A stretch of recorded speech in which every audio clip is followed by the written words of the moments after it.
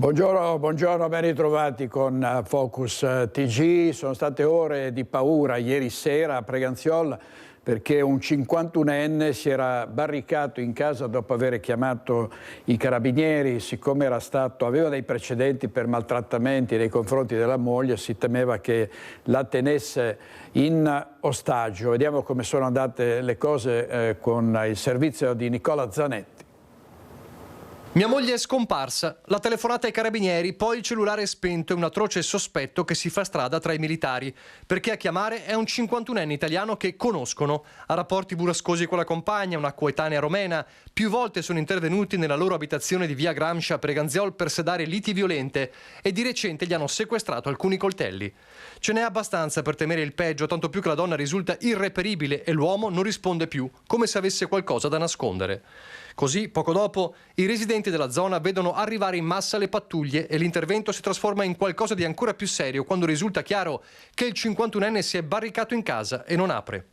Il sospetto è che sia stato consumato un femminicidio. La strada viene sbarrata, l'area attorno alla villetta è isolata. Oltre ai carabinieri, i vigili del fuoco e l'ambulanza. Cominciano ore difficili di trattativa mentre il pomeriggio diventa sera, fino alla doppia risoluzione finale, perché da un lato le ricerche frenetiche dei militari riescono ad appurare che la donna è viva in Romania, scappata da Preganziol qualche giorno prima, e dall'altra, dopo il via libera della procura, le squadre operative di supporto fanno irruzione in casa, trovando l'uomo asserragliato in camera. Il 51enne viene portato fuori verso l'ospedale per un trattamento sanitario obbligatorio, mentre attorno alla via i residenti tirano un sospiro di sollievo. L'incubo del delitto è finito. Andiamo a Padova, dove i responsabili di risse, spaccio e violenza, cioè 24 persone, sono state allontanate dai locali di Padova e provincia durante i controlli della polizia nei luoghi della Movida. La Movida, spesso tema di polemica per le tensioni che si creano tra residenti e giovani frequentatori, è al centro dei controlli della polizia. In una città universitaria come Padova la sicurezza è centrale nei luoghi di aggregazione. In una settimana il questore Marco Doresio ha emesso 24 misure di prevenzione, 14 sono Daspo Willy, ovvero provvedimenti nei confronti di persone che non potranno più accedere ai locali, 3 fogli di via obbligatori e 7 avvisi orali nei confronti di soggetti ritenuti socialmente pericolosi. Nei guai un 31enne rodigino che ubriaco ha scatenato una lite in una discoteca dell'Alta Padovana e ha aggredito gli addetti alla sicurezza. Daspo anche per un 18enne e un 16enne accusati di atti persecutori nei confronti di un 60enne avvenuti all'interno di un bar. Le altre persone sono tutte coinvolte in episodi di rissa nei locali o pregiudicati per reati di spaccio e porto abusivo di armi. Vietato il ritorno a Padova per un 40enne trevigiano pregiudicato per reati contro il patrimonio e truffa, un tunisino trovato con 38 dosi di hashish e un egiziano pizzicato davanti alla chiesa dei Servi nella centralissima via Roma con 6 stecchette di hashish. E qui siamo di fronte al problema della possibile giustizia fai da te, perché i cittadini sono esasperati da furti ed aggressioni e quindi aumenta il desiderio di armarsi e aumenta soprattutto l'acquisto delle armi di libera vendita. Sentiamo Francesca Bozza. Una volta c'erano solo 2 o 3 persone che parlavano di armi, no? Anche nei post, nei social, perché è un argomento molto complesso, e molto difficile, anche delicato. Invece oggi sembra sdoganato il fatto di dire adesso vado, mi compro una pistola. Non solo paura, l'aumento di furti, rapine e vandalismi sta facendo crescere nei cittadini anche un sempre maggiore desiderio di difendersi da soli.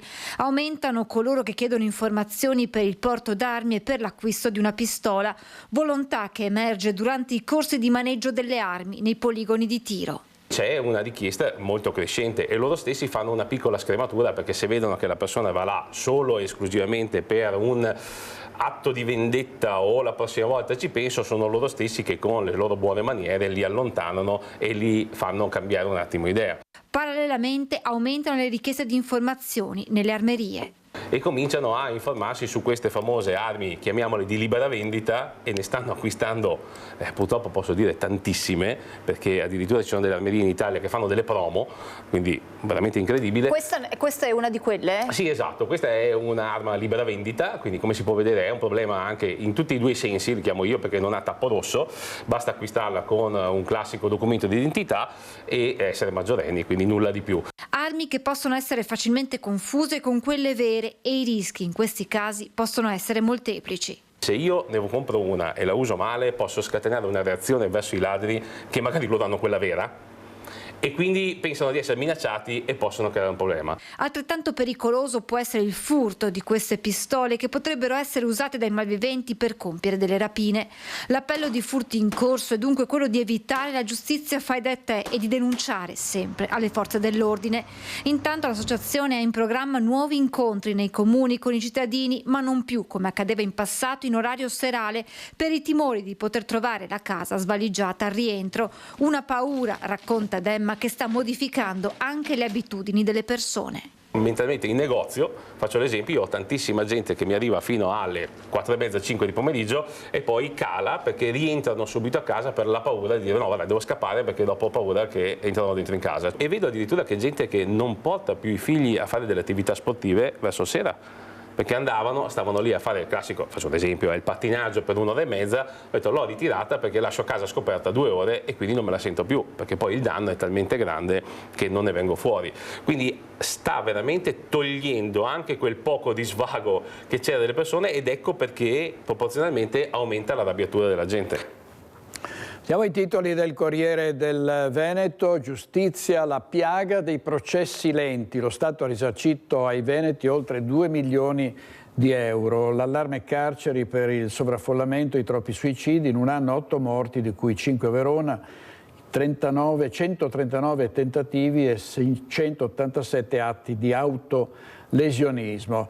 E poi la veronese Jamila Ziva, purtroppo strangolata a Londra, arrestato un senza tetto di 21 anni che lei peraltro stava aiutando. È successo a Croydon, un quartiere nel sud della città. Baby Gang, l'ULSS 2 Trevigiana corre ai ripari ed è pronta a formulare una proposta specifica sul tavolo della prefettura, e cioè quella di educatori di strada. E questi sono gruppi di ragazzi che stanno in branco e lavorano in branco, di utilizzare, ne parlerò anche a Sua Eccellenza il Prefetto, gli educatori di strada. Sono educatori professionali, giovani, che sono abituati o nelle comunità o in altre situazioni a lavorare con i giovani. Speriamo che con l'inserimento di questi si possa arrivare al recupero di qualche ragazzo e portarlo a ragionare in modo diverso. Di fronte a un problema nuovo e per certi versi emergenziale come quello delle baby gang, servono strumenti innovativi e i cosiddetti educatori di strada potrebbero fare la differenza. A esserne convinto il direttore generale Francesco Benazzi, pronto a chiedere ufficialmente il loro inserimento negli organici di ULSS e comuni. Non sono psicologi, sono un corso, fanno una scuola particolare, sono degli educatori, cioè coloro che insegnano i comportamenti, stanno con i ragazzi, creano relazioni tra i ragazzi, utilizzano mezzi e sistemi nuovi per poter appunto approcciare i giovani usando il loro linguaggio. Insomma, figure professionali capaci di intercettare il disagio e la violenza scendendo nelle piazze, nei giardini pubblici e nei quadranti più caldi, non solo a Treviso città ma in tutti i centri interessati della Marca. Tenendo conto della situazione attuale che si ha nelle città più che altro, credo che una decina di educatori possano bastare per intraprendere questo percorso. Un percorso necessariamente non breve, evidenzia il numero 1 della sanità trevigiana, che scatta una fotografia esatta al fenomeno dopo che il tema baby gang è stato anche affrontato in occasione dell'inaugurazione dell'anno giudiziario, un trend che preoccupa con risvolti legali, sociali, sanitari. Qua dobbiamo lavorare in sinergia come si sta facendo, non è un tema da sottovalutare, comunque non è un tema neanche da esasperare. Quando si esaspera troppo si dà la possibilità a questi giovani di creare quel sistema che si chiama emulazione. Dobbiamo evitarlo, dobbiamo lavorare magari anche in silenzio, cercando di approcciare nel gruppo il leader del gruppo e su questo lavorare. Processo per la morte di Anica Panfile al Tribunale di Treviso, seconda udienza, imputato Franco Battaggio. Andiamo subito in diretta da Lina Paronetto e da Nicoletta Rizzetto per la parte tecnica. Te Lina. Buongiorno direttore, buongiorno ai telespettatori di Rete Veneta. Sì, siamo all'esterno del tribunale, seconda udienza, hai detto bene. Se nella prima era emersa una nuova pista, quella del possibile coinvolgimento di alcuni cittadini albanesi che avrebbero minacciato Anika Panfile e il compagno nella loro casa di Via Ronchese, ecco, in questa seconda si riporta l'attenzione sull'imputato Franco Battaglia, perché stanno sfilando come testi gli inquirenti, i carabinieri, i detective che hanno operato in quei giorni di indagini dopo il ritrovamento nel Piave del cadavere della 31enne che, ricordiamo, lascia 4 bambini.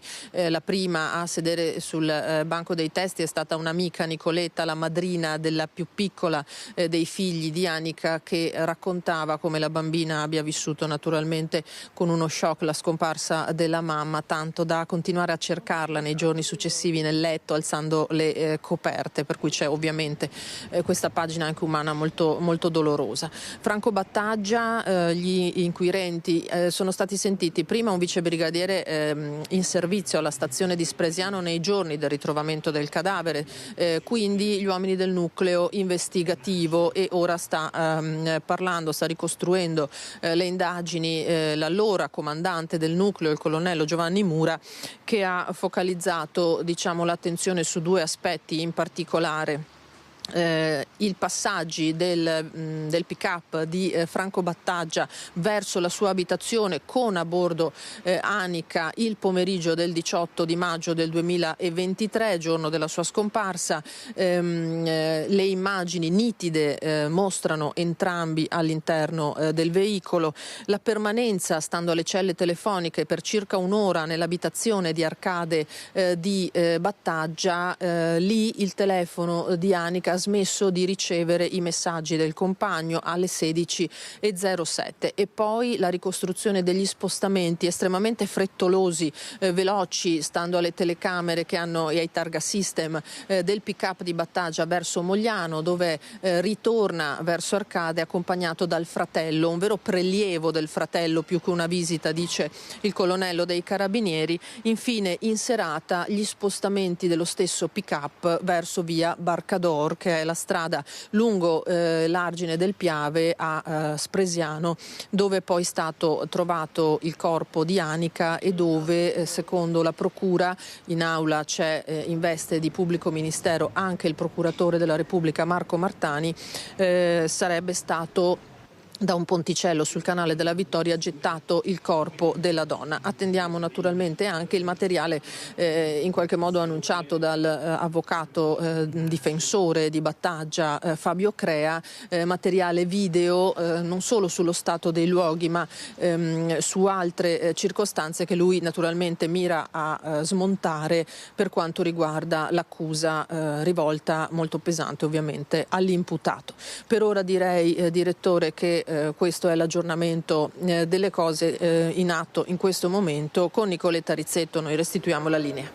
Grazie molte a Lina Paronetto, in diretta dal Tribunale di Treviso. Adesso vediamo 2 titoli del giornale di Vicenza. Fontana dei bambini, acqua colorata di rosso, blitz nel centro della città. E poi gli espropri TAV, presidio degli attivisti contro il primo sfratto, e su questo abbiamo il resoconto del nostro Daniele Garbin, che è andato sul posto con Simone Squarcina. Sentiamo. Inizio della settimana siamo in corso Viale San Lazzaro, a fianco a noi la linea ferroviaria principale che collega Milano-Venezia, e lì stanno avanzando i cantieri della TAV. Siamo in compagnia di Elena Guerra, buongiorno, e Lovato, buongiorno, Marta, del comitato, del sindacato e del comitato dell'Albero. No? Questa situazione è con seguito a seguire. Qui abbiamo il comitato per lo sfratto, insomma, esecutivo degli sfrattati della TAV. Insomma, ci sono condomini lungo questa linea ferroviaria che hanno già ricevuto l'ingiunzione ad andarsene, ma non trovano un posto dove trovare alloggio. In questo momento è già stato assegnato un indennizzo per i proprietari, ma per i residenti che hanno questo sfratto esecutivo ci sono tutta una serie di situazioni anche articolate, ma in realtà la maggior parte non ha ancora trovato posto. Questa mattina qui c'era stato uno sfratto esecutivo che voi avete cercato comunque e sono riusciti riusciti anche a impugnare e a ritardare. Com'è andata? Allora, appunto, questa mattina c'è stato il primo sfratto esecutivo di una delle famiglie che dovrebbe finire per strada perché passa il TAV. Ora abbiamo spiegato la situazione all'ufficiale giudiziario, in cui comunque le famiglie stanno cercando delle soluzioni, versano caparre, ma le caparre gli vengono tornate indietro perché a Vicenza c'è un'emergenza abitativa reale, gli affitti sono schizzati alle stelle e si fa sempre più fatica, soprattutto se senza garanzie, a trovare degli altri affitti. Per cui, vista la situazione, noi stiamo facendo anche pressione sulle istituzioni affinché si prendano in carico queste famiglie, quindi l'ufficiale giudiziario, vista la situazione, ha convenuto di rinviare lo sfratto solo di 2 settimane, che non è un tempo sufficiente ovviamente a trovare una soluzione, per cui noi il 13 febbraio saremmo di nuovo qua, come saremmo sotto la casa anche di altri, qualora dovesse venire fuori altre situazioni di questo tipo, per garantire il fatto che nessuno finisca per strada prima che venga trovata una soluzione. Ecco, oggi è un caso puntuale, preciso, c'è una signora disabile che ha anche una serie di motivi per cui poi anche l'ufficiale giudiziario ha convenuto di accettare la proroga. Il problema è che è un problema generalizzato, varie istituzioni, voi state cercando che venga sensibilizzata un po' tutta l'operazione, anche sensibilizzando le autorità, gli enti, no? Sì, allora noi a dicembre, quando siamo venuti in contatto con la situazione appunto di queste famiglie, abbiamo mandato una richiesta ufficiale alla prefettura, al comune e a IRICAV 2 per istituire un tavolo in prefettura. Quindi abbiamo richiesto sostanzialmente alla prefettura di fare da mediatori, da garanti per un dialogo, per trovare delle soluzioni. Abbiamo avuto un primo incontro conoscitivo con il sindacato e i rappresentanti delle famiglie per spiegare la situazione, che sono diverse nelle particolarità ma unite da un unico filone, che è quello dell'abbattimento delle case, e tutti quanti si stanno mobilitando per trovare degli immobili alternativi ma non li stanno trovando, e in questo momento pochi giorni, cioè pochi mesi, nel senso che è questione veramente di mesi perché vengono abbattute queste case, non hanno delle risposte. Alcune delle risposte sono il andare nell'albergo cittadino, struttura che verrà battuta essa stessa dal TAV, quindi non è sicuramente una soluzione. Ecco, diciamo che per riassumere in questa fase anche in divenire, voi avete intravisto quella che potrebbe essere al momento una soluzione, no? In fare in modo che IRICAV in qualche modo si metta, se possibile, l'animo in pace e impedisca di fare pressione sui proprietari, è così? Non solo, perché qua il problema qual è? Che i proprietari spingono sugli affittuari per mollare le case, perché altrimenti devono pagare una penale a IRICAV, ok? Però le persone qua hanno bisogno di un aiuto a trovare una casa e la devono trovare alle stesse condizioni economiche di quella attuale, perché non è giusto, ok, che per questa cosa le persone si trovino a pagare 500-600 euro in più di affitto, non riuscendo di conseguenza a fare la spesa. Siamo davanti a un colosso delle costruzioni, ok, a cui chiediamo assolutamente di trovare una soluzione al problema che sta creando. E questo è il problema sfratti a Vicenza. Andiamo adesso a Tese sul Brent, perché continuano gli atti di vandalismo ad opera di gruppi di ragazzi. In diretta Vanessa Banzato. Buongiorno direttore. Sabato ci eravamo trovati collegati da Rossano Veneto perché alcuni vandali, giovani soprattutto, avevano divelto le poltroncine, ricorderete, delle tribune al parco dietro Villa Caffo. Oggi siamo a Rossano Veneto perché a Tese sul Brenta, perché una decina abbondante di ragazzini sempre giovanissimi hanno letteralmente devastato uno degli scuolabus. Come il sindaco di Tezze, Luigi Pellanda, ci troviamo proprio davanti alla scuola elementare Cavallini di Stroppari. Sindaco, ci racconta un po' cosa è successo? Sì, allora venerdì sera verso le 23 alcuni residenti di questa via hanno chiamato il mio vice sindaco segnalando appunto la presenza di una ventina di ragazzi che stavano armeggiando attorno allo scuolabus facendo dei danni in realtà. Allora sono stati prontamente chiamati i carabinieri, c'era una pattuglia in servizio della nostra stazione di Rosà, sono intervenuti immediatamente, ovviamente appena hanno visto la pattuglia questi se ne sono andati. I danni sembra siano abbastanza consistenti in questo mezzo della ditta Castellan di Cassola, che a quanto ne so ora è in officina per la riparazione. Non contenti poi hanno gironzolato attorno alle nostre strade, hanno anche divelto dei paletti che delimitano la carreggiata stradale. Uno di questi l'hanno lanciato con forza e con violenza all'interno di un'abitazione. Fortunatamente non c'erano né auto in sosta né persone, perché altrimenti potevano aver fatto anche molti danni. C'è tanta rabbia però nel vedere tutto questo, anche perché a Tezze sul Brenta purtroppo non è la prima volta che segnaliamo anche attraverso le nostre telecamere episodi di vandalismo nei confronti della cosa pubblica, nei confronti di elementi legati alla religiosità e quant'altro.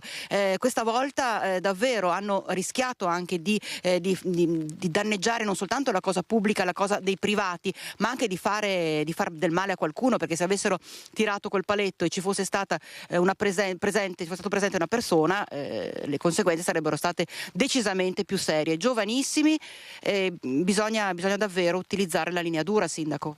Sì, certo, rabbia e anche delusione, perché insomma l'amministrazione pubblica fa tutto il possibile, le forze dell'ordine altrettanto, però se manca l'educazione, e qua secondo me manca la famiglia, perché non è che le famiglie possono sempre delegare la scuola o gli altri, no? La società ad educare i nostri figli, no, manca secondo me qualcosa nella famiglia, quindi per noi sarà sicuramente linea dura.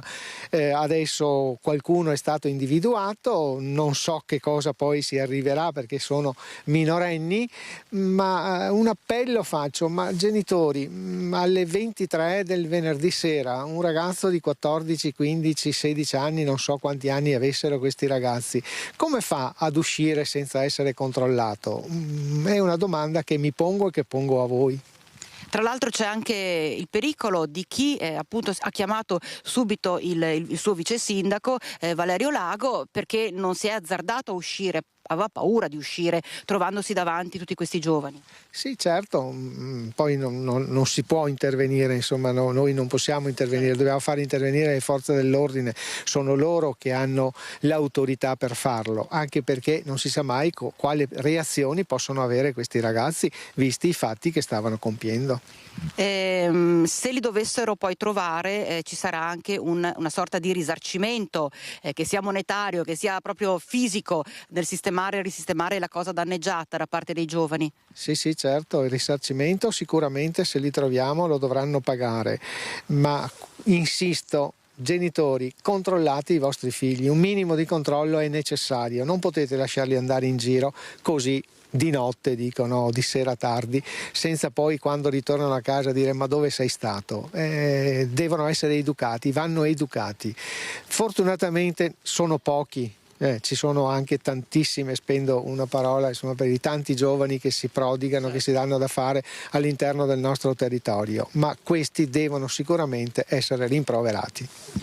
Insomma, hai sentito, direttore, una situazione che ha creato non pochi disagi, pensando che tra l'altro ci troviamo proprio anche davanti a una scuola elementare, disagi sia alla comunità ma anche proprio agli amministratori di Tezze sul Brenta, che si sentono con le mani legate perché non riescono a far fronte a questi numerosi episodi di vandalismo che si stanno verificando anche qui a Tezze. E da Tezze è tutto, direttore, ti ricevo la linea. Grazie molte, grazie a Vanessa Banzato e a Federico Cibotto per la parte tecnica e la violenza giovanile sempre più dilagante, la responsabilità delle famiglie, ma anche gli istituti scolastici cercano di fare la loro parte, per esempio cercando di coinvolgere questi giovani in varie attività, come ha fatto un istituto scolastico di Treviso che li ha avvicinati ad una cooperativa di solidarietà e ha fatto anche un patto, un accordo con il Treviso Calcio, proprio perché questi ragazzi vengano in qualche modo coinvolti. Vediamo. I ragazzi che hanno avuto, per fortuna quest'anno, ancora nessuno, in sospensione, vanno per qualche giorno, aiutano i ragazzi svantaggiati o con disabilità, e quello è l'opportunità che hanno per rendersi conto che c'è qualcuno meno fortunato. In cooperativa accanto ai più fragili, al posto di restare a casa se sospesi dalle lezioni, è il patto stretto dall'Istituto Comprensivo 5 Coletti di Treviso e la cooperativa Solidarietà.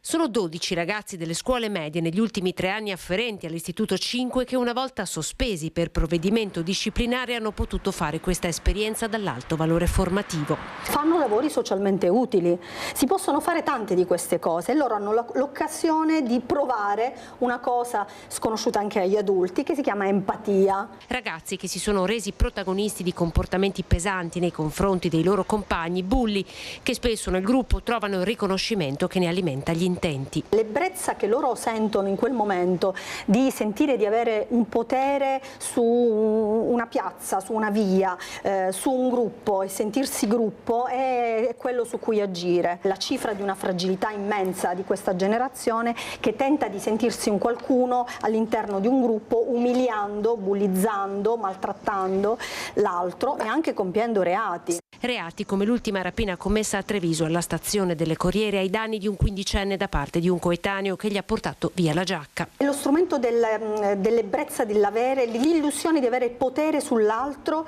e poi però può esserci anche una sorta di racket, di giro di soldi, probabilmente anche per comprarsi la droga. Tra i nuovi progetti che vanno in un'ottica di lotta al bullismo, Ferraro ripropone per il 2º anno consecutivo il corso di difesa personale e lancia l'ultimo accordo stretto con il Treviso Calcio e l'Indomita 21. Partirà un laboratorio di calcio nel campo di calcio vicino alla scuola media e verrà messo in palio dalla società anche l'opportunità di avere 2 abbonamenti per la prossima stagione, però è collegato al discorso del comportamento per il ragazzo sportivo, che però avrà il voto in condotta più elevato.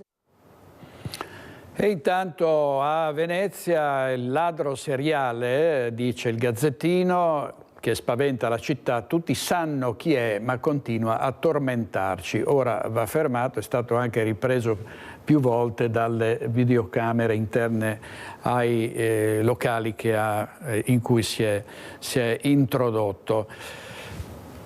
Restiamo a Venezia per il giorno della memoria. Si ricorda in tutta Italia l'orrore della Shoah. Filippo Fois è stato al ghetto questa mattina. Sentiamo.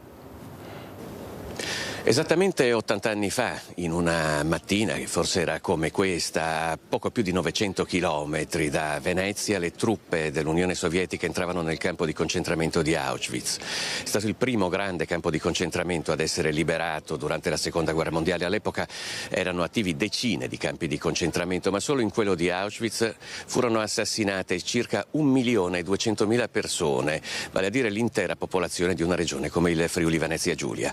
Da 20 anni, il 27 gennaio, è stata dichiarata giornata della memoria. Qui a Venezia si svolge una delle più importanti manifestazioni nel ghetto di Venezia. Noi siamo con il presidente della comunità ebraica, Dario Calimani, al quale chiediamo subito: lei ha conosciuto delle persone che erano sopravvissute ai campi di concentramento, tra coloro che erano stati rastrellati qui, in queste case? Beh, io sono nato nel 1946, quindi subito dopo la guerra, e da bambino, da ragazzino, mi ricordo alcuni, non tutti, degli 8 che sono ritornati. 8 su quanti? Su 254. C'è qualcosa che, se oggi per esempio durante le celebrazioni che ci sono state fosse ancora viva una di quelle persone, avrebbe voluto che dicesse?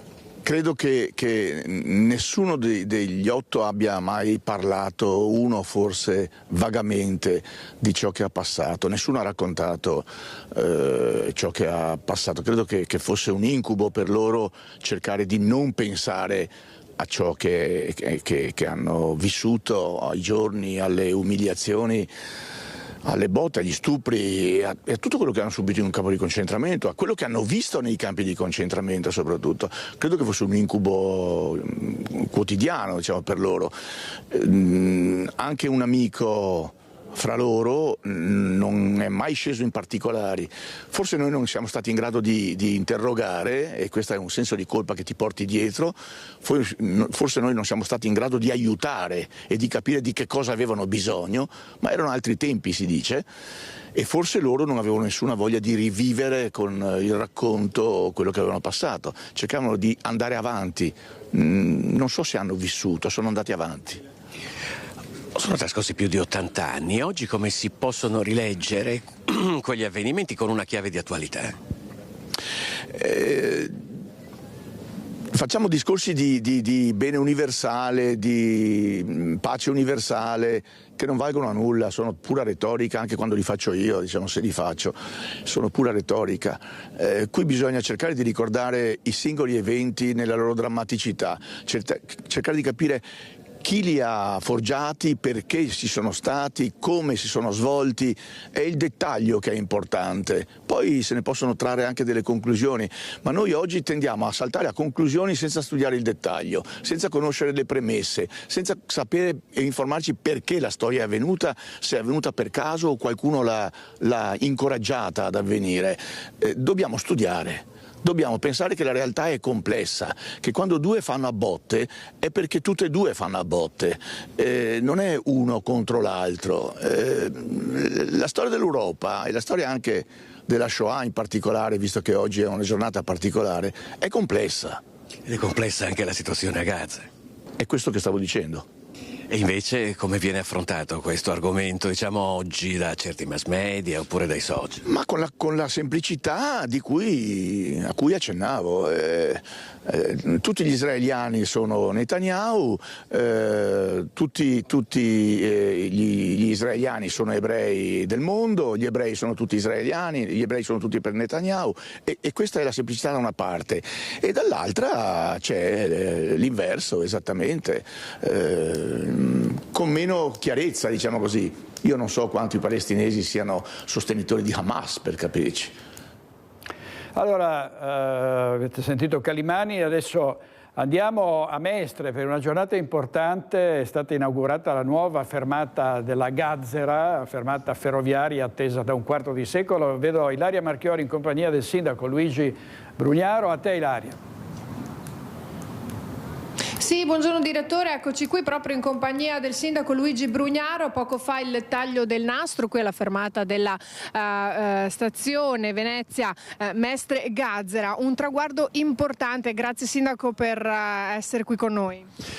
Sì, non è un traguardo, è un ulteriore passo, un ulteriore tassello del sistema metropolitano di superficie SMFR. È partito tanti anni fa. Io ci credo tanto, credo che la comunità deve vivere questo collegamento anche attraverso la struttura ferroviaria. È una metropolitana di superficie, fra virgolette lenta, che però può collegare e collegherà Venezia, Padova, Mestre, Treviso e tutti quanti il bacino attorno, per cui fino a Bassano, Castelfranco, fino a Portogruaro, e io insisto che bisogna portare una linea anche a Chioggia per collegare, perché i ragazzi, io penso, l'ospedale di Padova, faccio questo esempio, il grande ospedale nuovo di Padova, tutti devono sentire un ospedale di tutta la città metropolitana, per cui io abito a Portogruaro, voglio fare l'infermiere a Padova, non serve che mi trasferisco a Padova o costruiamo ulteriori case a Padova, prendo il mio trenino la mattina, vado con la bicicletta dalla mia frazione alla stazione, prendo il mio treno, arrivo dentro l'ospedale, faccio la mia attività lavorativa, torno a casa. Vale per gli studenti, vale per i pazienti, vale per e la stessa cosa può essere lo stadio piuttosto che il palazzetto dello sport, il Bosco dello Sport a Mestre. Facciamo un collegamento metropolitano e le squadre, i tifosi possono andare in bicicletta per il primo pezzo, arrivano a un parcheggio scambiatore come questo, prendono il treno metropolitano. Abbiamo aperto a Spinea, e più stazioni ci saranno, più il sistema viene interconnesso e più funzionerà. Ecco, credo sia un'operazione da spingere, da fare. Abbiamo insistito e continuiamo a insistere perché venga aperta anche via Olimpia qua vicino, penso prima dell'estate dovrebbe partire, qui adesso verrà aperta la strada. Abbiamo insistito anche lì, continuo a spingere perché si finiscono i lavori alla stazione del Vega. Lì c'è l'Università di Via Torino, le ferrovie hanno fatto un nuovo sottopasso, noi l'abbiamo finanziato ancora anni fa col bando delle periferie, come abbiamo messo soldi a Portogruaro, come abbiamo messo soldi a San Donà, proprio per incentivare questo sistema lento, fra virgolette, ma molto tranquillo, molto sicuro. Tra l'altro sono treni efficienti, il futuro sono ancora più belli, dove c'è il wifi, dove uno si siede, sta tranquillo, legge un libro, ci metti un po', però sei in sicurezza. Pensate anche tanto il popolo del divertimento, il popolo della notte, cioè uno può tranquillamente poi sta tranquillo. Si possono caricare anche le biciclette. Io ho in mente questa idea di scambiatore, di movimento lento, che è il futuro, questo qua. Grazie al sindaco Brugnaro, infatti l'obiettivo è proprio quello di lasciare sempre più a casa l'auto e poter utilizzare il treno, e che con tutte anche queste nuove fermate, nuove possibilità sarà sempre più fattibile. Grazie ancora al sindaco Brugnaro, qui da Mestre restituisco la linea allo studio. Grazie molto Ilaria Marchiori e a Sandro Ponchio. Torniamo alla giornata della memoria. Al ghetto presenti le autorità civili, militari, religiose e ovviamente anche il presidente Luca Zaia. Sentiamo. Sono stati scientificamente sterminati e ammazzati, assassinati 6 milioni di ebrei nei campi di concentramento. Oltre a loro rom, gay, disabili, è accaduto veramente quello che è oggi indicibile. Quindi il negazionismo e il fatto di pensare che questa giornata sia solo un ricordo distante di qualcosa che non ha più senso, decisamente no. Siamo qui per parlare di una ferita che è ancora viva in Italia e in Europa. Chi pensa ancora di approcciarsi a queste manifestazioni pensando alla politica vuol dire che non ha capito nulla. È fuori dal mondo, è fuori dalla storia e soprattutto ha un comportamento irrispettoso nei confronti di 6 milioni di ebrei che sono stati sterminati.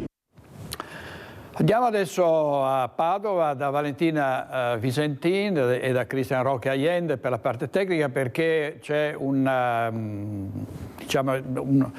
poster, un murales che è al centro di polemiche, perché Elon Musk si toglie la maschera e compare Adolf Hitler. A te Valentina. Sì, buongiorno direttore. E in parte questo murales che è comparso un giorno fa qui a Padova è già stato vandalizzato e strappato, perché si tratta di una delle opere del noto street artist Ivy Rain.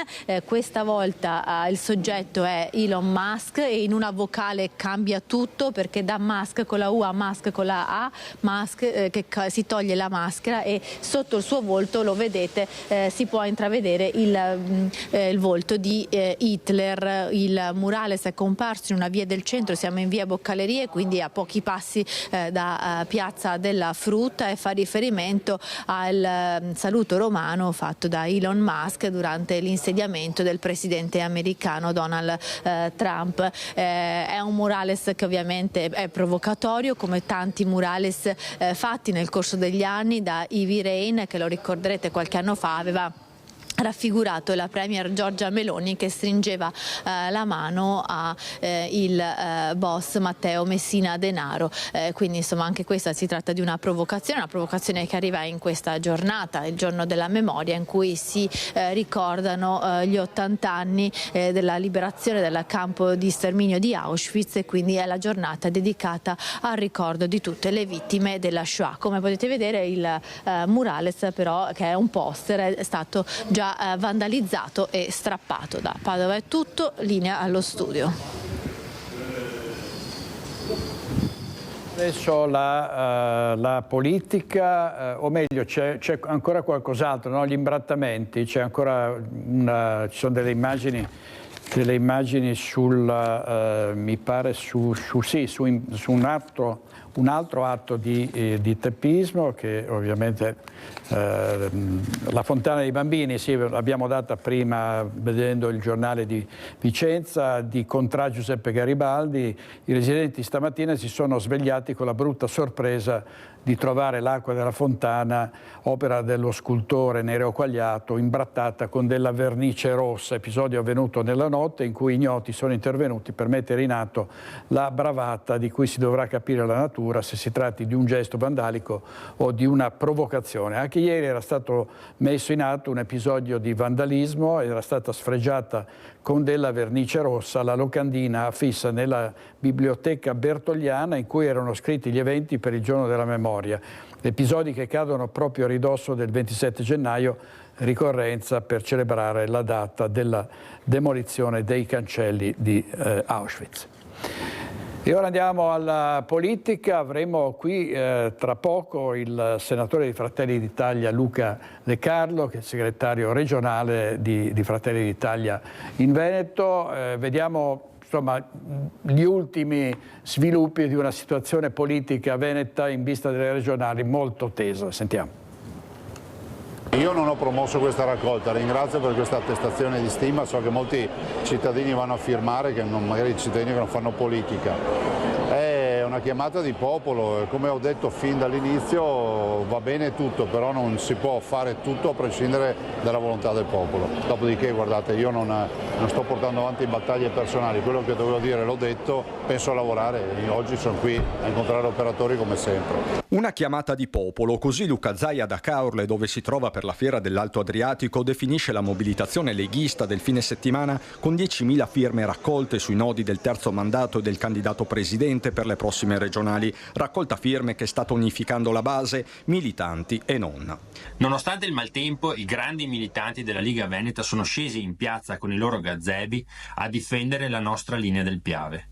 Questa mobilitazione, che andrà avanti anche per i prossimi 2 fine settimana, voluta dal segretario Stefani, dimostra che c'è un movimento unito e compatto che sta urlando a grande voce che il Veneto va ai veneti. Toni Barricaderi, quelli di Villanova, nelle ore in cui il portale Affari Italiani diffonde i risultati di un sondaggio commissionato all'Istituto Demoscopico Lab 21.01, secondo il quale il 67,7% degli italiani, la stragrande maggioranza, vuole che venga cancellato il vincolo del doppio mandato per i presidenti di regione, consentendo così a Luca Zaia e a Vincenzo De Luca di ricandidarsi in Veneto e in Campania. Terzo mandato, retaggio storico da superare, le parole che usa lo stesso Alberto Stefani, segretario veneto del Carroccio, mentre tocca a Gianangelo Boff usare toni all'apparenza più morbidi con gli alleati. Il deputato leghista, sindaco di Tarzo, indica la strada della saggezza.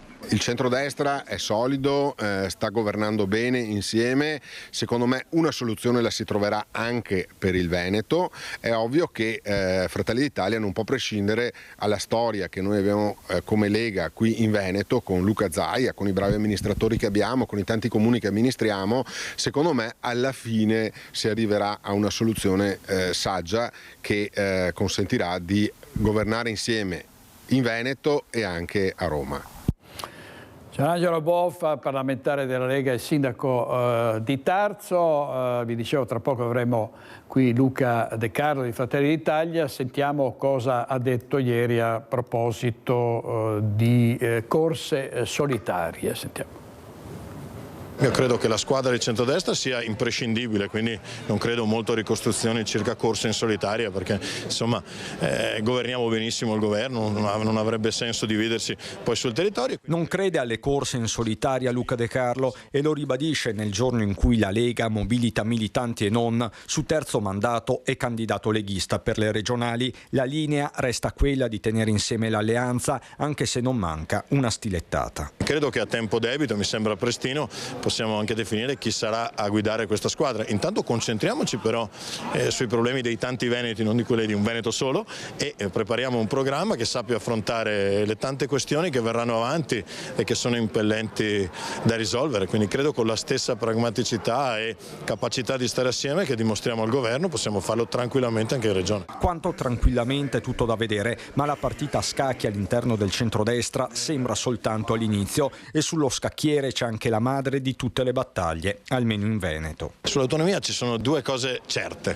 Il primo è che solo grazie a Giorgia Meloni oggi si discute di autonomia, perché prima i nostri alleati tutti erano stati al governo e mai uno straccio di provvedimento era stato approvato. Secondo, che esiste una parte politica che vuole l'autonomia e una parte che osteggia l'autonomia. Quella parte che la vuole è la destra, a Roma come in Veneto, e quella parte che non la vuole è la sinistra. Nel frattempo anche Fratelli d'Italia scende in piazza con con una sua raccolta firme, sul tavolo l'inasprimento delle pene per reati come resistenza e oltraggio pubblico ufficiale e la creazione del reato di rivolta in carcere. La corsa per le regionali passa anche attraverso gli stand e i mercati del Veneto.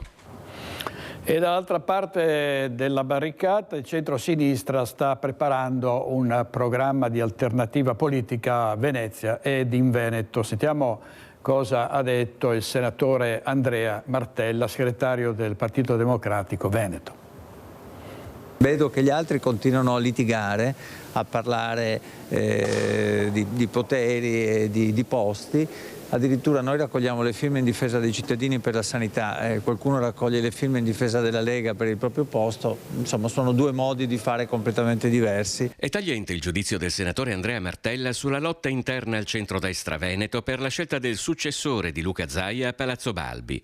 Nel braccio di ferro con Fratelli d'Italia e Forza Italia, la Lega ha promosso una raccolta firme perché il prossimo candidato alla presidenza regionale rimanga al Carroccio. Il segretario del Partito Democratico Veneto, invece, ha incontrato la segretaria nazionale Lis Schlein, impegnata in una 2 giorni veneta che l'ha portata da Belluno ad Eraclea, accanto agli operai di Porto Marghera e al presidio contro tagli e privatizzazione della sanità pubblica all'ospedale di Sant'Orso, partendo da un affollato incontro al centro Candiani di Mestre. Vogliamo stare sui temi concreti: sanità, lavoro, costi della vita, necessità di dare risposte ai cittadini e contemporaneamente costruire una nostra alternativa credibile al governo della regione. Le prossime elezioni comunali di Venezia e regionali del Veneto rappresentano altrettanti obiettivi per i quali, dice Martella, si lavora sia come partito che come coalizione sulla base dei contenuti. Stiamo elaborando un programma sia a livello di Venezia che a livello regionale. Abbiamo un tavolo di forze politiche e civiche che sono riunite intorno ad una visione comune. Innanzitutto stare dalla stessa parte, indicare quale può essere il futuro del Veneto e di Venezia, diverso da quello che è stato fino a qui. E stiamo naturalmente discutendo anche dei profili delle candidature, ma insomma c'è un po' di tempo e ci stiamo prendendo il tempo necessario per fare la scelta giusta. E così Andrea Martella, vediamo i titoli dell'Arena di Verona: scontro tra un'auto e un furgone a San Martino Buonalbergo, un ferito sulla Porcilana. E poi la rapina di San Zeno che ha fruttato un bottino di 800.000 euro, la pistola puntata in faccia, il terrore, l'indifferenza dei passanti. L'orafo rapinato dice: non ho reagito pensando a mia figlia. 80 anni fa la liberazione di Auschwitz, Verona celebra 2 militari martiri. E poi CISL, covo di nazi, scritte Novax al CAF in via Galvani e sempre a Verona. L'emergenza in sanità, i medici ospedalieri, parte l'onda di pensionamenti. Entro 5 anni 1 su 3 se ne andrà.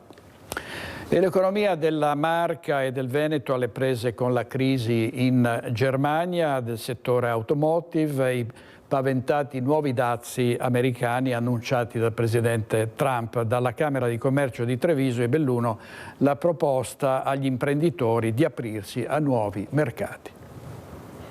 Il calo con la Germania è significativo, abbiamo un meno 9,4% per Treviso e un meno 6% per Belluno. Nella Marca dunque si esporta sempre meno, al momento un calo complessivo del 2%, con punti importanti come abbiamo sentito Berlino e prossimamente, stando agli annunci della nuova amministrazione Trump, anche in America. Perché c'è il calo? Automotive, c'è la crisi del mercato tedesco, è legata a tutto ciò che è abbinato alla produzione dell'auto e della componentistica.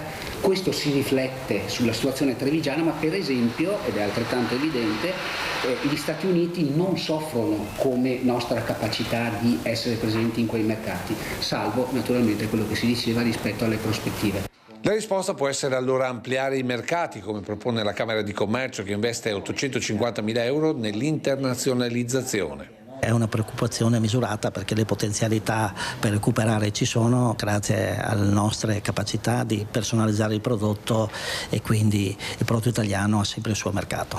Le nostre province hanno più produzioni, occhialeria, sport system, mobile, il mobile poi tra l'altro è anche in ripresa, agroalimentare e quindi possiamo attingere a mercati nuovi e ci sono le opportunità grazie alla rete delle Camere di Commercio italiane all'estero, grazie alla rete delle agenzie agenzie. Già a fine gennaio si parlerà di Vietnam, Emirati, Mozambico, Bulgaria, Colombia, ma anche New York come nuove opportunità di vendita. Però a un imprenditore a cui offrite nuovi mercati, la risposta potrebbe essere: chi mi tutela?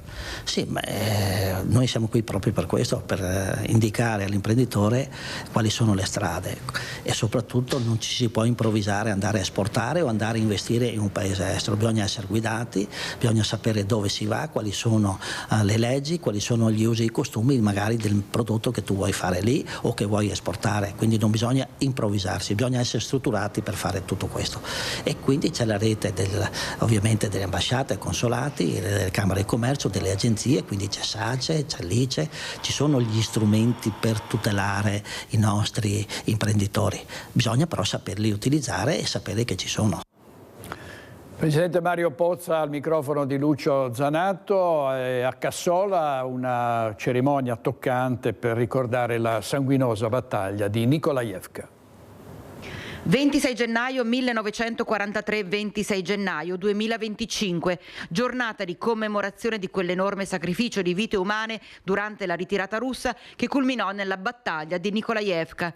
Un feroce scontro ad armi impari contro le truppe sovietiche che portò a un ripiegamento dei nostri soldati, dei nostri alpini, che determinò l'annientamento delle truppe italiane.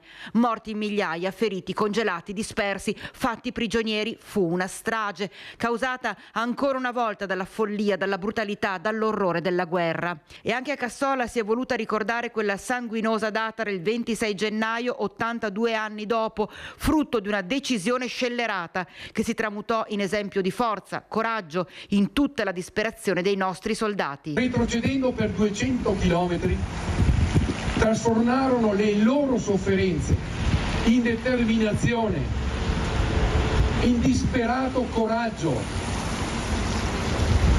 E quando Baby De Marzi nella sua ultima notte fa rintoccare per ben 2 volte quella campana, quel ding dong dang, la prima volta è un rievocare disperato del nostro soldato, del nostro combattente che pensa a casa disperatamente, e poi di nuovo quelle campane alla vista di Nikolajevka, quel diaframma indefinibile tra l'essere e non essere, tra la vita o la morte, tra rinascere, diaframma ultimo, rinascere a nuova vita, tornare a casa, o essere prigionieri e molto probabilmente non ritornare più. Ecco quello slancio generoso guidato dal generale Reverberi con quel tridentina avanti a indicare o adesso o mai più, per tornare a casa. A casa, da 61.000 che erano all'inizio del ripiegamento, ne ritornarono poco più di 13.000. Al microfono di Nicola Marcato il vescovo Corrado Pizziolo, proprio mentre poco prima della partenza per una missione nella diocesi di Livramento in Brasile. Il 31 parto e raggiungo Don Paolo Sarratin, un nostro prete giovane che è già dai primi di novembre nella Bahia a Livramento, e proprio perché non deve rimanere solo, che è un rischio che voglio che eviti, io vado a affiancarlo e a collaborare con lui. Ultimi impegni da vescovo per Monsignor Corrado Pizziolo, 75 anni compiuti il 23 dicembre scorso, pronto a partire per il Brasile, dove presterà servizio missionario nella diocesi di Livramento. Gli ultimi giorni che passa qui a Vittorio Veneto, che emozioni sta provando? Ma vengono alla mente tante esperienze, tanti incontri, tante persone con cui si sono avute relazioni belle, a volte magari meno belle, ma sempre costruttive, ed è un momento così di memoria grata, ecco, non tanto di nostalgia o altro, ma di riconoscenza. Domenica scorsa, durante una solenne concelebrazione in cattedrale a Vittorio Veneto, il segretario del Consiglio pastorale Emiliano Zuccolotto lo ha salutato a nome della comunità. Pizziolo rimarrà in missione fino agli 80 anni, finché la buona salute mi sosterrà a precisato. La salute è buona e quindi ho pensato che per alcuni anni posso fare questo servizio. In missione Pizziolo avrà l'opportunità di stare con molti fedeli e soprattutto con i giovani che hanno tanto bisogno di aiuto in questi tempi di grandi cambiamenti. Dentro al cuore non sono cambiati, perché sono sempre ragazzi e giovani che guardano con speranza il futuro e hanno bisogno di essere sostenuti e accompagnati non solo da belle parole o da promesse che magari poi non vengono mantenute, ma da esempi concreti, da testimonianze di adulti che mostrano loro ciò che vale nella vita. Torniamo alla cronaca, è stato ritrovato un certo numero di cinghiali morti nel Padovano. Non bastava la testa mozzata di cinghiale con le zampe depositate davanti a una delle entrate del comune di Monselice. Venerdì mattina c'è stato un altro macabro ritrovamento di ungulati, questa volta a Teolo in via Bettone, dove sono stati ritrovati i corpi di 8 cuccioli di cinghiale. Le carcasse erano allineate a bordo strada e sono state notate da alcuni automobilisti che hanno subito allertato la forestale. Erano lì da qualche giorno, visto l'avanzato stato di decomposizione. Presentavano tutti una ferita alla testa, un colpo di fucile ad aria compressa. Dunque non si è trattato di un incidente e non è chiaro se ci possa essere un legame con l'episodio di Monselice. La madre dei cuccioli non è stata ritrovata. I cuccioli, per come erano disposti, sembravano essere stati messi lì di proposito per dare un messaggio. E nel Trevigiano i carnevali di Marca e il via agli eventi, alle sfilate fino al 4 marzo, 6 weekend di festa, entusiasmo e l'allegria sono le parole d'ordine, l'obiettivo è coinvolgere i ragazzi affinché tramandino questa storica tradizione. Sentiamo.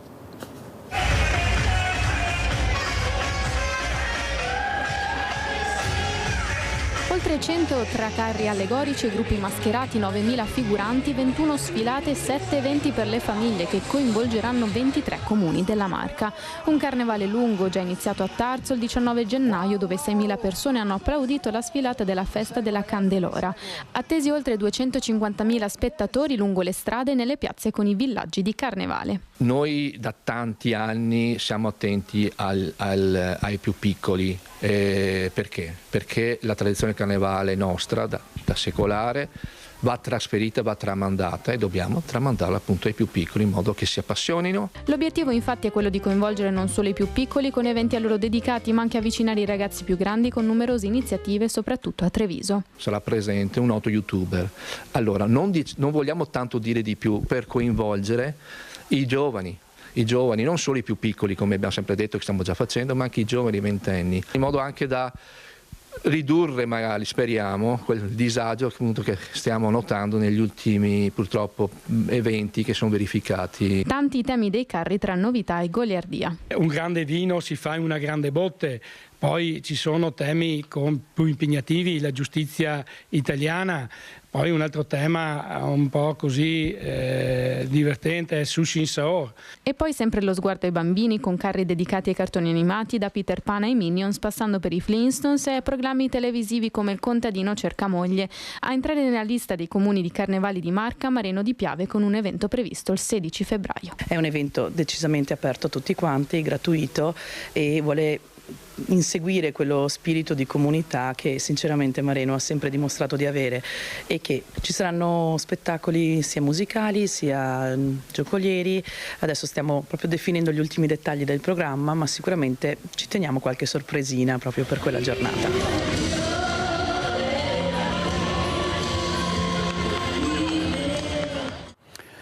Servizio di Edi Caliman, vediamo una notizia dalla Nuova Venezia, tamponamento tra 7 auto, la tangenziale di Mestre in tilt con code di 5 km tra lo svincolo di Mirauriago e l'uscita milanese, una persona è rimasta ferita in modo lieve. Andiamo in pubblicità con Mattia Pizzaia e chi c'è? Alberto Pivetta, e poi andiamo in diretta qui in studio con l'onorevole senatore Luca De Carlo, a tra poco.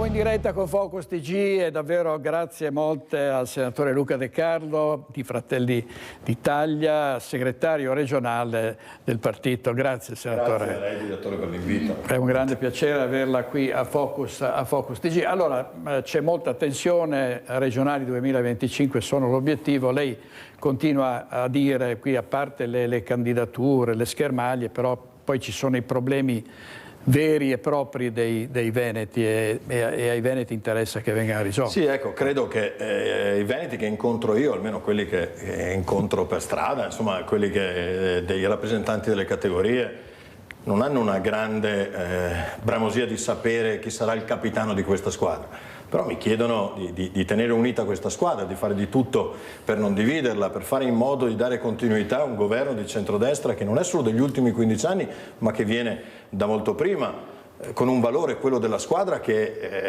è un beneficio per tutti. Anche la compattezza della squadra a Roma è un beneficio per i veneti. Pensate se oggi, anziché un governo di centrodestra, a discutere di autonomia ci fosse un governo di centrosinistra che ha detto chiaramente che è contrario a maggiori forme di autonomia per questo territorio. Quindi per me la squadra, la compattezza del centrodestra è un valore assolutamente non solo aggiunto, ma un valore base per continuare il buon governo anche in Veneto. Sono stati 15 anni di Luca Zaia, che tra l'altro io lo dico sempre a tutti, lo dico anche a lui, ho contribuito ad eleggerlo, l'ho votato 3 volte, ma ho portato anche sempre il mio contributo, ho cercato di farlo, e che hanno rappresentato, e lo dicono non solo i sondaggi, ma anche il gradimento di un governatore straordinario. E quindi credo che con la stessa straordinaria capacità di fare squadra di questi anni si possa continuare a farlo anche dopo, se la legge attuale non consentirà a Luca Zaia di fare un ulteriore mandato. E questo però non dipende molto da una legge fatta da Fratelli d'Italia o contingente, insomma è una legge che si protrae da qualche anno e che nasce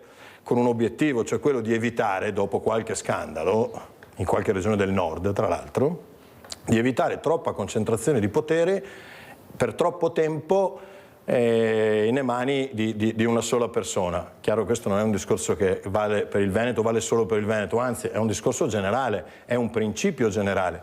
Oggi dispiace magari che magari il nostro governatore se ne rammarichi pensando che sia una legge contro di lui. Non è così, c'è da prima, e quindi noi al stato attuale dovremo trovare un assetto e poi una squadra, e poi un candidato per continuare il suo straordinario lavoro allo stato attuale. Se poi cambieranno le cose, se poi il Parlamento, che invece fino adesso si è espresso nell'unica volta che è stato chiamato, cambierà idea, o meglio, crederà che si possano ulteriormente allargare i mandati, in quel momento ragioneremo in maniera differente. Ma ad oggi chi fa politica, ma chi ha il compito anche di prendere determinate decisioni, deve farlo sulla base del fatto che ad oggi Luca Zaia non è ricandidabile. E quindi chiaro che ci siano momenti di tensione, direttore, chiaro che ci siano i partiti politici che fanno le loro strategie. Io credo però che alla fine ai veneti interessi il programma con il quale andiamo a consolidare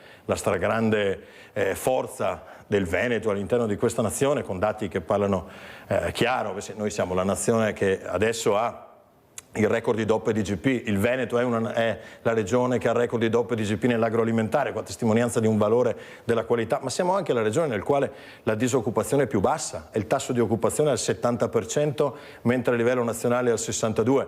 Tra l'altro siamo felici che sia un record nazionale che ha stabilito questo governo, a dimostrazione dell'importanza. Siamo quella nazione e quel governo che hanno detto no alle follie green, che oggi avranno una pesantissima ripercussione proprio nel Veneto, perché se è vero che il governo italiano con Stellantis, diciamo interloquendo in maniera diversa dopo l'allontanamento della ditta Vares, è riuscita a far permanere e a far confermare la permanenza di Stellantis, l'ex Fiat, in Italia, dall'altro lato c'è una crisi pesante dell'automotive tedesco che ha delle riflessioni grandissime in questa regione, e quindi noi da lì dobbiamo capire l'importanza di avere un governo di centrodestra in Italia, in Veneto e anche in Europa, perché in Europa oggi siamo riusciti, grazie alla stabilità del governo italiano, a cambiare questa tendenza. Oggi il peso dei verdi e degli estremisti di sinistra è molto limitato rispetto a prima, e questo non può che farci piacere, soprattutto per il fatto che noi da tempo denunciamo come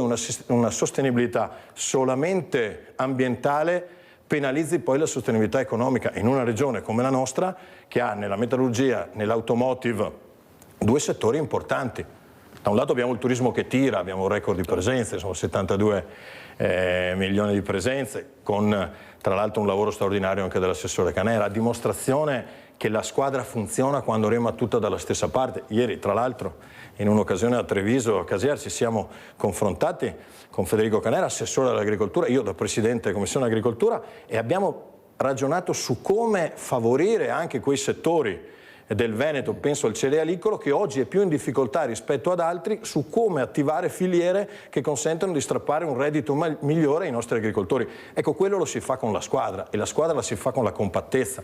Quindi io non credo alle corse in solitaria, non credo alle prese di posizione o così, o con noi, o da soli.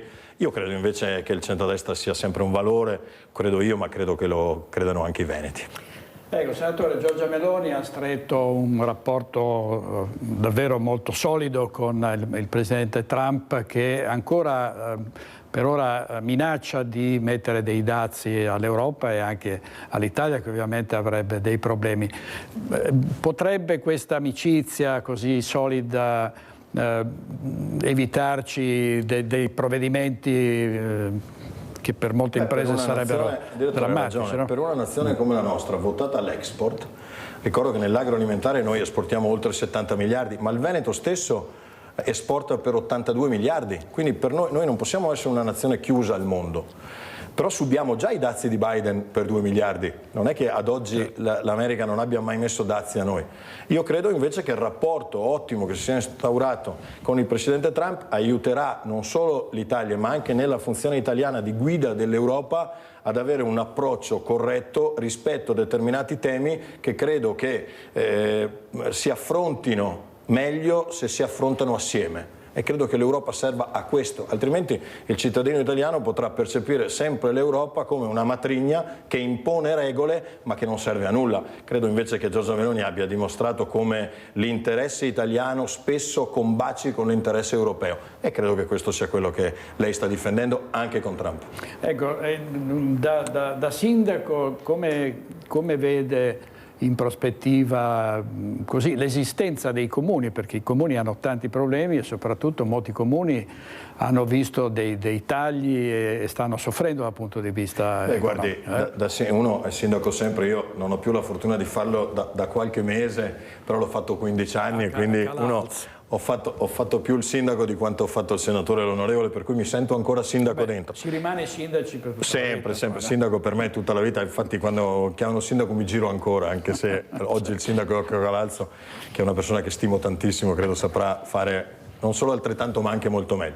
I tagli ci sono sempre stati, sono frutto di una politica che ha spesso avvessato l'ultima catena, quella più fragile probabilmente. È anche altrettanto vero che questa nazione oggi paga il conto salatissimo di scelte sbagliate che hanno indebitato le generazioni future, quella del super bonus, che da un lato ha visto spingere il settore delle costruzioni, dall'altro è aggravata pesantemente sui bilanci. Pensate che nessun comune avrebbe mai potuto istituire un contributo come il super bonus senza prevedere una spesa. Qua invece è successo esattamente il contrario. Si sono dati dei contributi e poi alla fine qualcuno, Pantalone, pagava. Pantalone che è arrivato a pagare è il governo di centrodestra, che deve rientrare di un grosso debito in 7 anni, che ha negoziato con l'Europa il suo rientro e che canta 140 miliardi e i tagli per i comuni sono di circa 1 miliardo. A dimostrazione di come su una coperta troppo corta si è cercato di non intervenire proprio sulla questione sui più deboli, quindi solo l'1% alla fine dei tagli sono ai comuni, però è altrettanto vero che anche questo è il governo che ha messo più risorse sugli indigenti, anche attraverso la carta, e soprattutto che ha istituito un fondo per quei ragazzi che i comuni sono costretti a mettere in comunità e che sarebbero diciamo così, pagati dalla fiscalità generale e comunale e che oggi invece trovano un fondo da 100 milioni proprio per far capire come a fronte di bisogni inderogabili lo Stato c'è. Non c'è dubbio. Senta, senatore, due tasti che saranno fondamentali per le prossime elezioni: sicurezza e immigrazione, no? Qui noi, come lei sa, riceviamo centinaia di SMS, di WhatsApp, di mail che dicono bisogna intervenire, bisogna frenare anche qui i flussi, e molti hanno anche scritto finalmente negli Stati Uniti soprattutto coloro che hanno commesso dei reati vengono rispediti a casa. Ecco, che peso ha elettoralmente questa parte? Insomma, la sicurezza o la percezione di sicurezza è una cosa che tra i cittadini è una condizione sine qua non.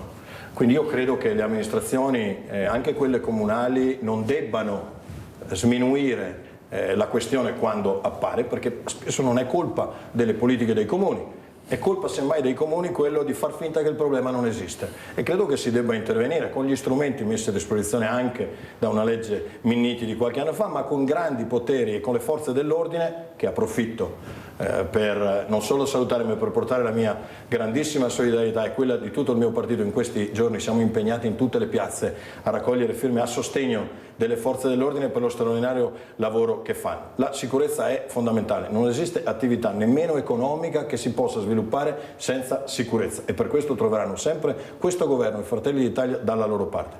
Sotto il profilo invece dell'immigrazione, questo è il governo che ha bloccato e ridotto in maniera drastica i flussi di immigrati irregolari, è il governo che ha denunciato con un esposto del Premier Meloni come il click day del decreto flussi fosse strumentalizzato e ci fossero delle storture in determinate regioni, ma è anche il governo che ha consentito alle nostre imprese di poter aumentare l'ingresso di immigrati regolari per far fronte ai tanti posti di lavoro che noi dovremmo avere nei prossimi anni. Pensate che è stimato che nei prossimi 3 mesi in Veneto avranno bisogno di posti di lavoro 131.000, ci sarà un'offerta di lavoro per 131.000 persone, 36.000 delle quali a tempo indeterminato. Si stima che il 55% delle imprese non sarà in grado di avere lavoratori specializzati per coprire quel ruolo. Questo è un altro grande interrogativo insieme all'inverno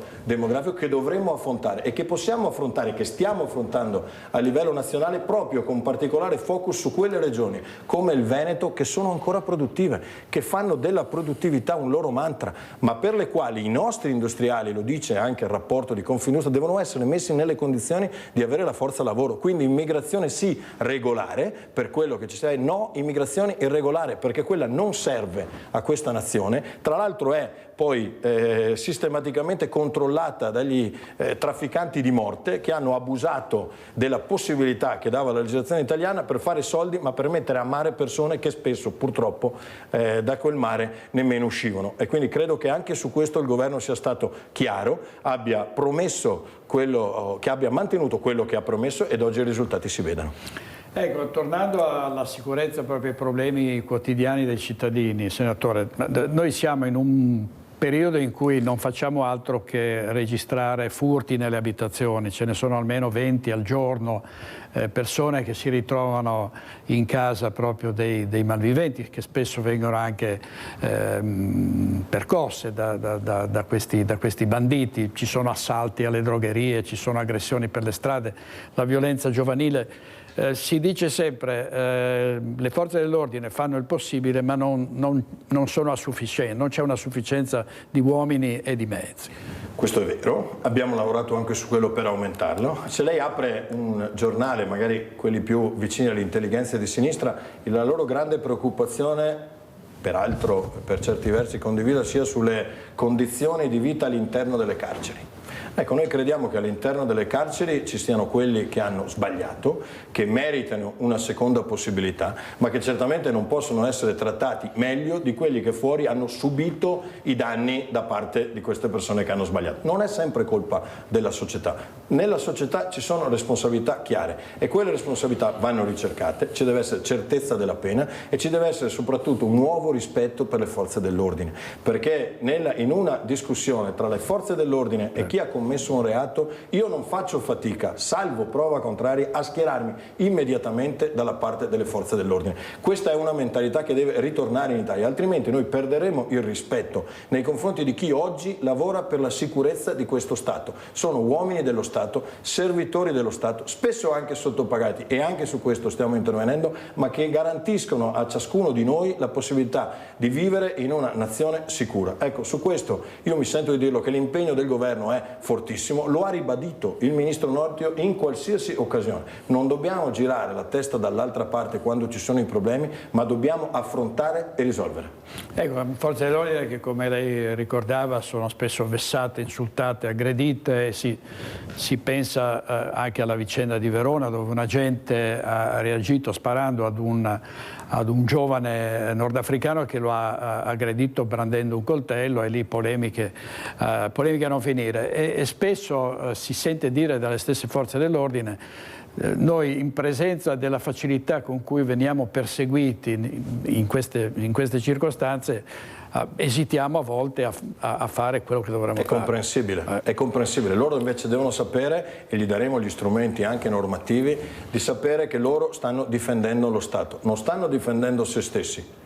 Stanno difendendo lo Stato, e quindi che credo che meritano non solo il rispetto, ma anche una cornice normativa su cui stiamo appunto lavorando, che gli consenta di poterlo fare con la sicurezza di non dover essere loro quelli a doversi difendere a prescindere, o addirittura prima, perché qualche delinquente abusa non soltanto della pazienza dei nostri cittadini, ma anche del fatto che le nostre forze dell'ordine non possono intervenire in maniera precisa e puntuale. Ecco, diciamo, il versante delle riforme, no? Il premierato, l'autonomia è un patto che è stato, c'è nel contratto del centrodestra elettorale, e si è andati avanti. La legge di DDL Calderoli è diventato legge, ed è stato evitato dalla Corte Costituzionale il referendum abrogativo di questa legge. Si dice anche spesso che se non ci fosse stato il governo di Giorgia Meloni, l'autonomia non sarebbe io sono sfacciatamente ovviamente di parte, però ce lo dicono i fatti. Cioè, fino a prima abbiamo visto al governo tante forze politiche, tutte, eccetto Fratelli d'Italia, e non abbiamo mai visto discutere di autonomia, non l'abbiamo mai vista entrare in Consiglio dei Ministri. Oggi con il governo Meloni, grazie allo straordinario lavoro anche del ministro Calderoli, soprattutto del ministro Calderoli, perché insomma il ministro Calderoli è abilissimo nelle questioni parlamentari, è arrivato un disegno. Tra l'altro mi fa anche specie, mi fa piacere ricordare come il referendum sia stato bocciato dalla Consulta, perché la Consulta non è riuscita a capire di fatto quello che la sinistra chiedeva. E noi, che sappiamo che la sinistra fa molta fatica a farsi capire dal popolo, abbiamo capito che fa molta fatica a farsi capire anche dai magistrati della Consulta, perché non hanno nemmeno capito il quesito, è talmente arrovellato che non era chiaro cosa volessero chiedere. In realtà era molto chiaro: la sinistra si è schierata contro l'autonomia differenziata, mentre il governo di centrodestra non solo si è schierato a favore a parole, ma lo ha fatto anche con i fatti. Dobbiamo migliorare, ci sono state 7 rilievi da parte della Corte, non rilievi sostanziali, ma che presuppongono una nuova stesura ed un nuovo lavoro. Lo faremo tranquillamente, sapevamo che era un obiettivo di legislatura, lo abbiamo sempre detto, assieme al premierato è non perché sta in un contratto, ma è una visione del mondo del centrodestra. Noi crediamo che gli italiani devono poter scegliere da chi farsi amministrare, e lo debbono fare con maggiori forme di autonomia sul territorio, perché l'autonomia responsabilizza, direttore.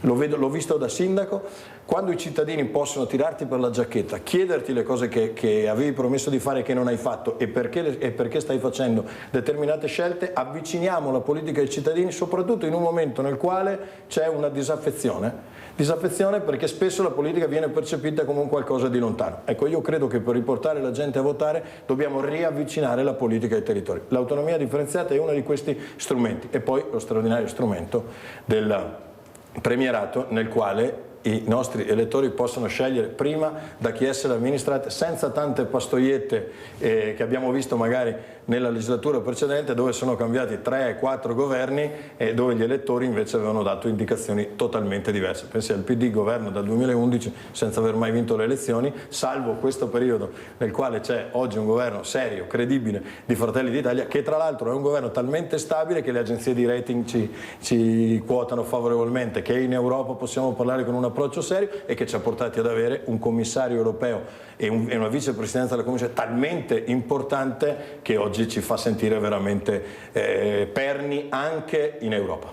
Ecco, economia e lavoro, Giorgia Meloni spesso dice i risultati ottenuti sull'occupazione, su altri fronti dipendono dalle scelte del governo che è passato dall'assistenzialismo alla libertà d'impresa, cioè al fatto di mettere le aziende nelle condizioni di crescere. È un altro dato di fatto oggettivo. Noi abbiamo ereditato una nazione che aveva il reddito di cittadinanza, che quindi non distingueva chi poteva lavorare da chi non poteva lavorare. In Veneto naturalmente tutto ciò non solo è stato mal visto da chi da sempre lavora e tira la carretta, ma anche e soprattutto mal digerito perché veniva a mancare forza lavoro. Non c'erano aziende che erano costrette, ma anche solo imprese commerciali, ristoranti, bar, ad aprire o la mattina o il pomeriggio perché non c'era. Noi invece siamo entrati con una filosofia totalmente differente. Noi vogliamo abbassare il costo del lavoro, l'abbiamo fatto con il cuneo fiscale e eliminando un'aliquota IRPEF ai ceti più deboli, abbassamento del cuneo fiscale che faceva in modo che sia imprese che lavoratori avessero più soldi in busta paga. Questo è una parte della nostra filosofia di supporto alle imprese. Noi vogliamo generare posti di lavoro attraverso le imprese, perché prima di distribuire la ricchezza, direttore, bisogna che qualcuno la produca e se non iniziamo con quelle aziende che da anni e quelle aree che da anni tirano la carretta come il Veneto, difficilmente senza far debito saremo in grado di affrontare le tante sfide come quella che ho già citato dell'inverno demografico, ma anche come quelle delle crisi globali dovute a scelte di sinistra sbagliate come quelle del Green. Difficilmente avremo le nostre imprese così solide da poter affrontare questi momenti difficili. La nostra è stata una scelta chiara. Via il reddito di cittadinanza, sì il sostegno alle imprese. Credo che questa ci abbia anche non solo caratterizzato, ma abbia incontrato il favore di tanti veneti. Infatti non solo Fratelli d'Italia alle politiche ha raggiunto il miglior risultato nazionale proprio in Veneto col 32%, ma lo ha consolidato alle europee scorse, dove mentre da altre parti i partiti calavano, noi abbiamo aumentato di 5 punti ed oggi un Veneto su 3 ed oltre sceglie Fratelli d'Italia, proprio probabilmente per questo straordinario approccio. Pubblicità, 2 minuti e torniamo subito col senatore De Carlo, tra poco.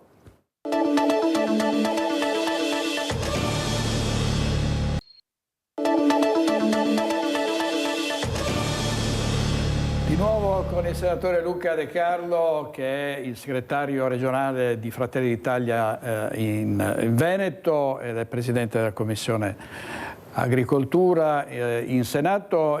La Lega, che sta raccogliendo firme per ribadire la volontà di correre da sola nel caso non ci fosse un accordo, un terzo mandato, un quarto mandato per Zaia, dice: noi siamo il partito identitario, no? Abbiamo governato bene, quindi ci spetta la presidenza, ci spetta la regione del Veneto. Fratelli d'Italia risponde: ma noi abbiamo vinto alle politiche, abbiamo vinto alle europee, abbiamo un consenso enorme rispetto alla Lega. Come si esce da questa querella? Io credo che questa querella si esce rimettendo al centro quello che dobbiamo fare nel futuro. Lo ripeto, per noi è importante la squadra, dopodiché credo che nessun veneto voglia un centrodestra diviso. Spero e credo che nemmeno la Lega, che sa che tanti sono i temi, o dell'autonomia si è detto, senza un'unità di intenti a Roma e a Venezia difficilmente la portiamo a casa,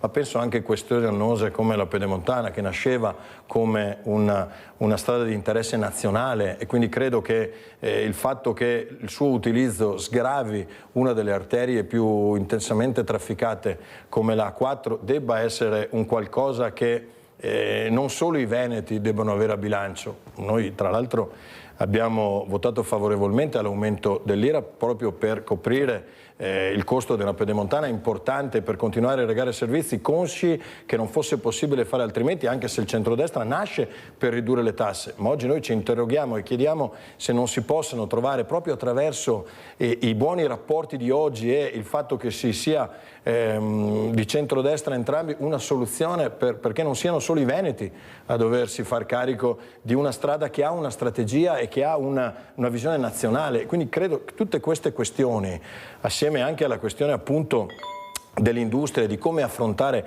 i nuovi problemi legati alla scarsità del numero dei lavoratori. Si stima che nel 2034 avremo bisogno di 450.000 lavoratori che non abbiamo, perché una fascia della popolazione non abbiamo più i numeri, a fronte invece di un numero di ultra ottantenni che passerà dal 370.000 di oggi a 640.000 e sul quale anche lì dovremo fare politiche sociali perché sono una parte importante della società, raggiungeranno circa il 20%.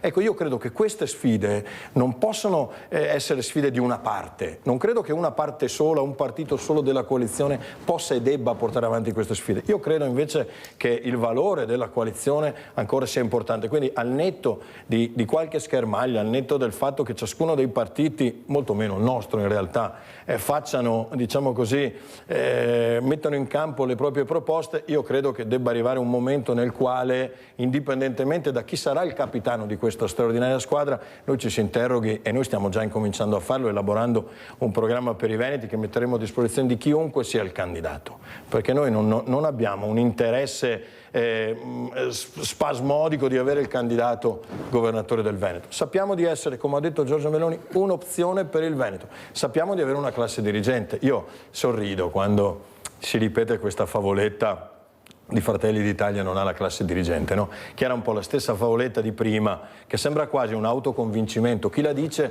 spera poi che sia una verità rispetto a con la Meloni non avremo l'autonomia. Sbugiardato dai fatti. Questa della classe dirigente di Fratelli d'Italia. Beh, segnalo sommessamente che il numero di iscritti di Fratelli d'Italia, per esempio nei comuni capoluogo all'interno dei consigli comunali, è superiore a quelli della Lega, e quindi a dimostrazione di un partito che sta crescendo, che non partiva da basi solide come quelle della Lega di tanti anni di governo, ma che è cresciuto e che oggi ha una classe dirigente pronta a essere messa a disposizione. Dopodiché troveremo il miglior candidato possibile e lo faremo anche tenendo conto di tutti i risultati, quelli locali, così come i risultati nazionali ed europei. Però questo non mi angoscia particolarmente. Io vorrei che finalmente la discussione andasse invece sui temi, su come consolidare il buon governo di questi anni, su come dare continuità al governo di centrosinistra e come farlo in maniera moderna, sapendo che dovremo affrontare problemi nuovi con strumenti nuovi. Quindi anche attraverso le partecipate della Regione come Veneto Sviluppo, che potrà avere ulteriori, secondo noi, incarichi rispetto all'attrattività delle imprese, rispetto alle crisi, attraverso anche un ruolo di raccordo col mondo finanziario ed economico. Ecco, noi crediamo che abbiamo delle proposte da mettere sul tavolo che possano essere utili a chiunque sarà il prossimo governatore del Veneto. Per noi non diventa una questione di vita e di morte, nemmeno di linee del Piave. Ecco. A proposito, senatore, tradizionale convegno di Clodovaldo Ruffatto, lei era presente, c'era tanti esponenti del centrodestra, molti le hanno facendo a volte anche dandole una pacca sulla spalla. Allora sarà lei il candidato presidente alle prossime regionali? Sì, però anche lì, che è un contesto comunque di persone che hanno fatto amministrazione, no? Non è stata la cosa che più, diciamo così, interessava. Anche lì si è parlato di come affrontare i temi, anche se molto leggero, perché insomma la porcazia di Valdo Ruffatto è un momento per stare assieme, non una cosa pesante, se non il cibo, per fare politica. Però è stata l'occasione, insomma, per vedersi, per vedere tanta esperienza che c'era prima. Insomma, ho visto con piacere Marino Zorzato, ho visto altri consiglieri regionali, altri assessori, tutte persone che hanno in qualche maniera, diciamo così, segnato il destino di questa regione, no? Però, ripeto, neanche tra gli addetti ai lavori o ex addetti ai lavori c'era questa spasmodica ricerca di chi dovesse essere. C'è ancora del tempo, insomma.